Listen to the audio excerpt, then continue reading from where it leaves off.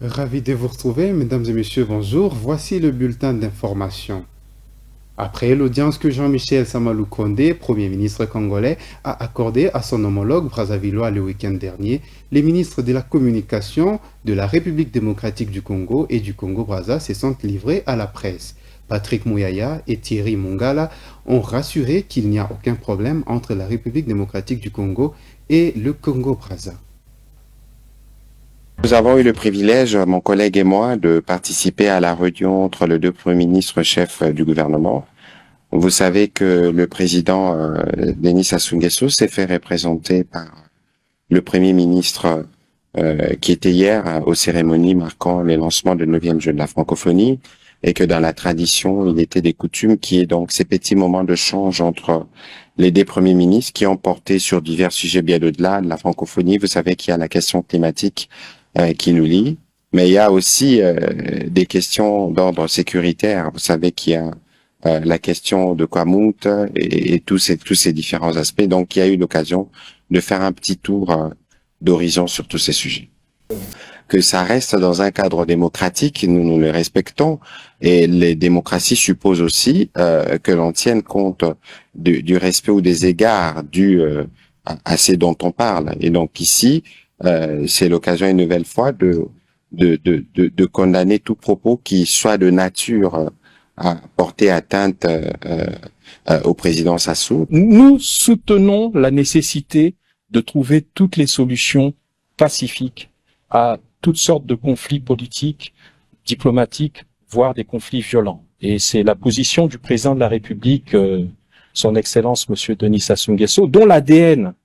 Récemment, nous avons reçu les parties libyennes pour aller de manière décisive vers des élections inclusives qui devraient permettre le retour à une vie politique et sociale normale dans ce pays. Le président de la République, c'est un médiateur né.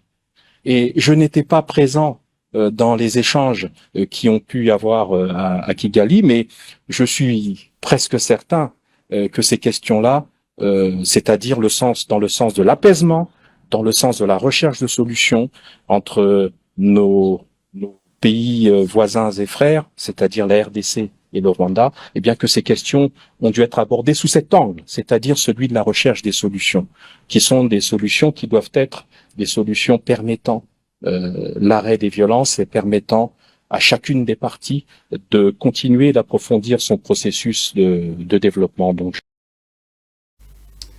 Pendant ce temps, au Kasaï oriental, la crise entre l'exécutif provincial et l'Assemblée provinciale perdure.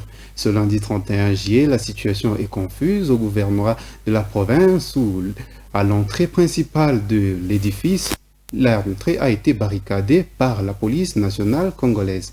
John Harley Mutombo pour le commentaire.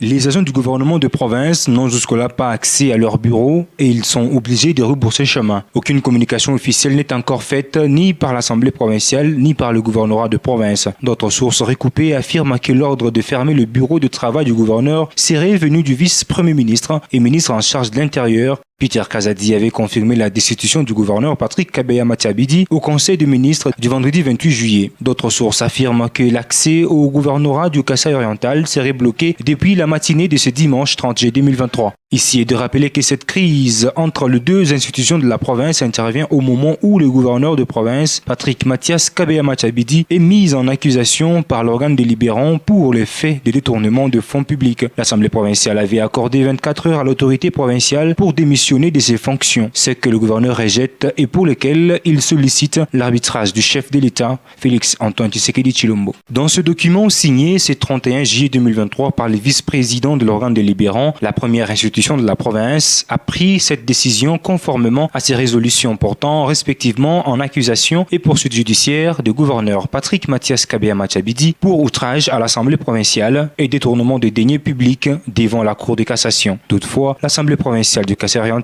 affirme que le gouverneur Mathias Kabeya Mathiabidi, mis en accusation, est réputé démissionnaire. Pour rappel, le gouverneur du Kasaï oriental dénonce toujours plusieurs irrégularités qui ont entaché la procédure de sa mise en accusation par l'organe délibérant. Patrick Mathias Kabeya Mathiabidi insiste sur l'arbitrage du chef de l'État pour sauver la province. C'est la fin de ce bulletin d'information. Retrouvez à 20h Mariam Souni pour la grande édition du journal télé. J'aurai le plaisir d'être avec vous demain à 15h.